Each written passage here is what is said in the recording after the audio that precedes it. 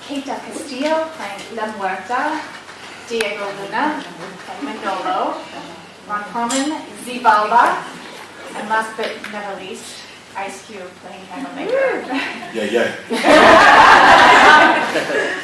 I just asked them how you ended up being cast in the film. I just asked the director and the producer, and they just said they're huge fans of hip hop, and you had to be in it. It's just so strange that you didn't sing in the film.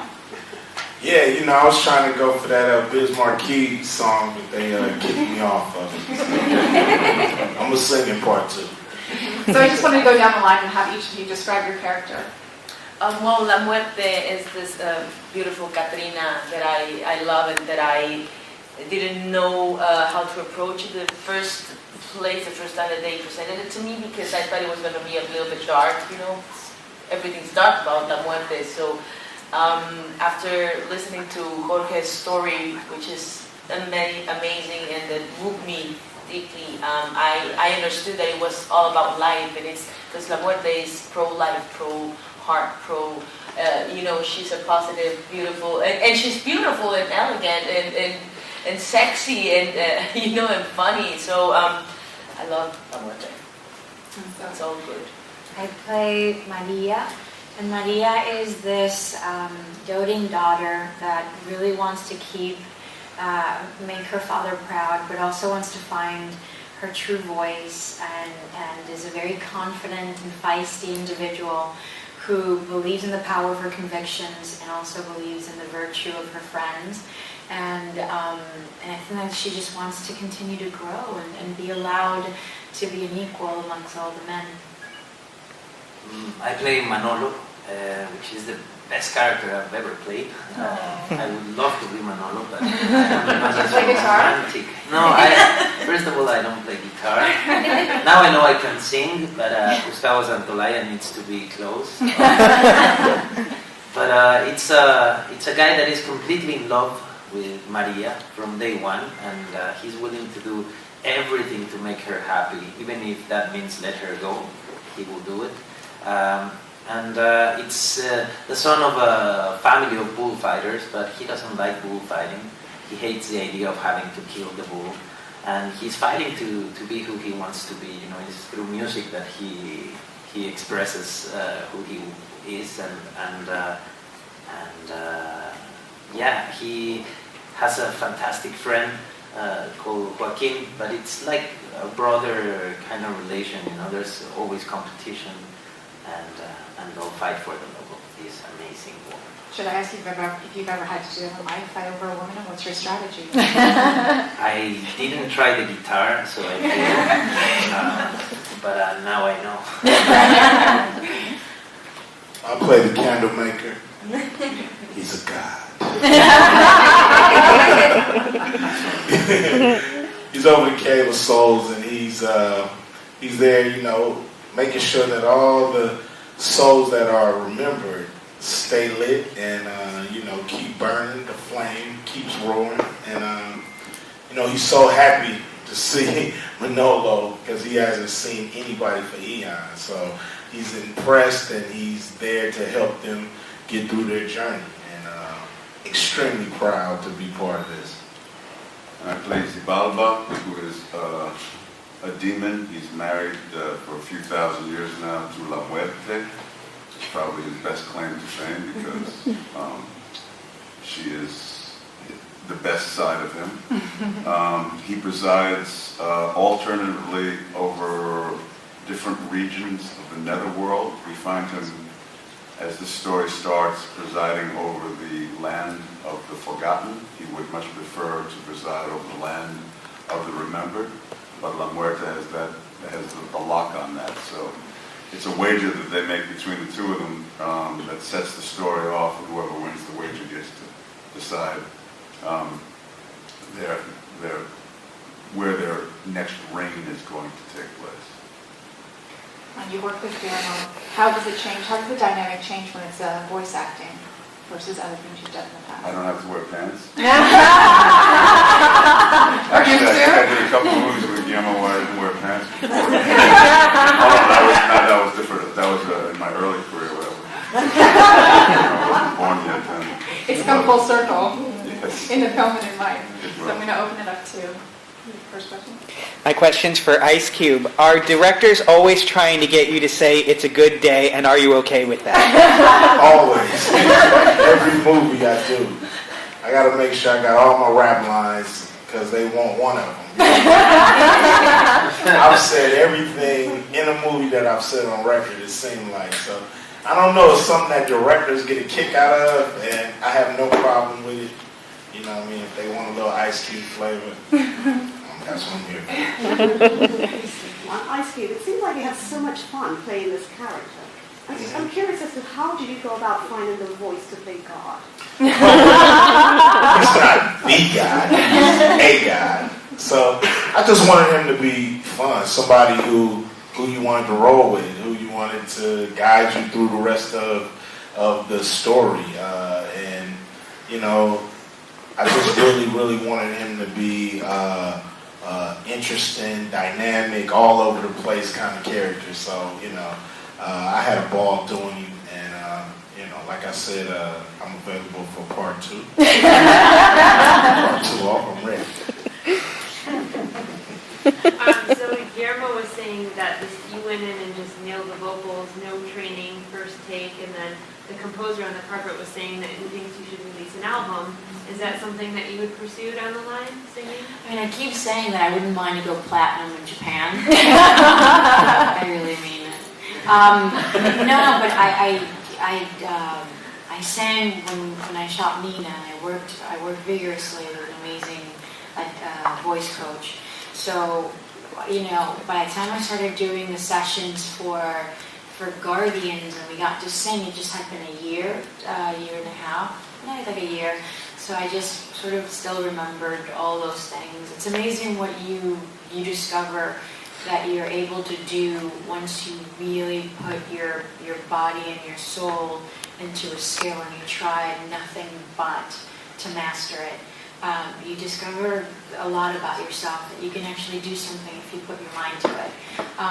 So I realized that I'm not as bad, and you know, I'm not as tone deaf as I thought I was, and that some people would appreciate my shower singing. It was fun. Go ahead. This is actually both for the two of you. You didn't sing previously to this. How was going into that, like knowing this character was going to sing and then realizing that you could? Well, yeah, I felt very anxious for like 2 months. You know, you always go like as an actor, and we all tend to do this. Like, yeah, of course I can do it. You know, with a little bit of training, I'll get there. But then Gustavo showed me the actual songs, and they sounded very difficult. Not just that, the guy that was singing was just in front of me saying, "Yo, can you do this?" The guy's been doing it for years, you know. He's the producer of albums that I love. And so it was very scary. It was very scary. But I thought about having to tell my kids that voice wasn't my voice. You know, and that kept me going. You know, it was like the day my 6-year-old would go like, "Please sing in the party." You know, like, "Dad, come to the school and sing for me." Like, no, it's not me. You know, it's another guy. You have to hide a guy behind the table. I was gonna get caught. You know, so I Might as well just do it. Yeah, and also there's these songs I love. You know. But the ones he wrote, those are difficult. The Toro one, I still have nightmares. You know? And then we would record, and he would keep all my tapes, and then ask me to leave the room. You know, and that was like a wait for 5 hours. You know, they're like saying, "Oh, please, please, please," and then he would come out. You know, like when they find the Pope. You know, like, home and okay, habemos song. And I would go home and say, "Yeah, fine, okay, one more to go." That was the process. It was painful. You did a very good job. I'm just noticing all 3 males have facial hair right now, and there's a whole too. there's a whole talk about the mustache in the film. I know you talked about it in the featurette about, you know, Manila's mustache. Is this intentional or is this a happy accident? I think we might just for this press conference.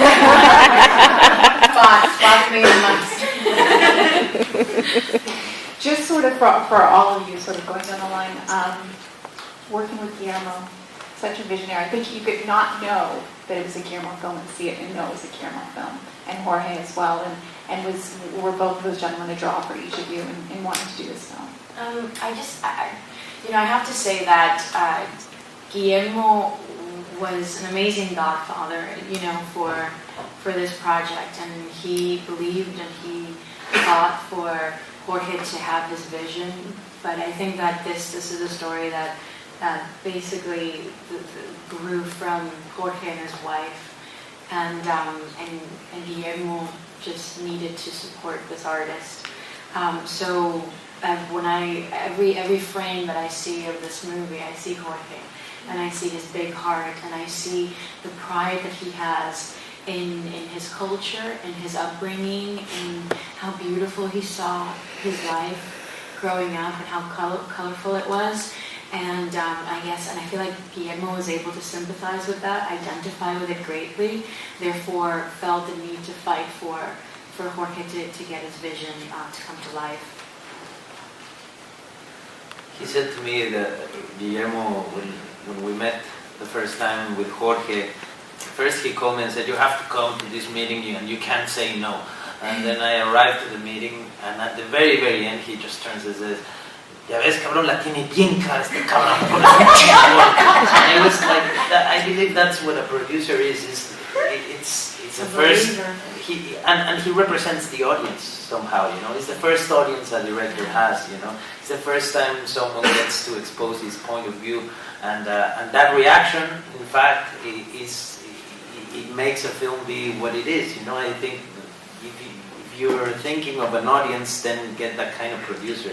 And Guillermo is a kid, you just saw him. He's like a kid, so I believe every kid in this planet is gonna respond to this if Guillermo is so obsessed with it, Translation, please, of whatever the passionate statement was. There's no translation. I am hoping young kids get to see the film, so I'm not gonna translate. They're gonna be like, no way, that's the way to talk about the film. You're definitely not saying it. Well, this is for everyone. The theme of the film is so much about remembering the dead but living your own life. And that's not something we talk about a lot. In fact, often we try to avoid thinking about death. So is that important to all of you in the film? I thought it was important to, get this message across to, people who don't celebrate the Day of the Dead. I thought it was a very comprehensive, educational, and inspirational way to kind of deal with this subject, to be able to talk about this subject with your kids. And it's just a cool way for us to think about the people that we love that passed before us, or even our ancestors that we never met. We can still think about them through stories of others. And, it's just, to me, this is the reason you do movies, to be able to entertain and inspire and teach, So it was to me nothing but an all-around win. And as somebody who comes from a culture that doesn't have anything close to the Day of the Dead, where our relationship with death is more negative, something to be shunned, something to be feared. First time I go to Mexico, that's one of the things that I'm turned on to, is this amazing ritual, this pagan ritual that's probably come down generations and generations, thousands of years, where it turns this relationship with death into something joyous, something celebratory, and something that demystifies it and lends an enthusiasm to it. So it puts all of this thing that we're all subject to ultimately into a place that gives it a completely different perspective. The notion of being part of something that turns a completely new culture onto that, like in the United States, kids that don't know anything about the Day of the Dead, that's kind of trippy and beautiful, and you feel kind of privileged to be in a position to do that, because I was completely blown away and enchanted by the charm of it when I first heard about it. But the notion of doing it in a Jorge Gutierrez / Guillermo del Toro movie that is so vibrant and joyous and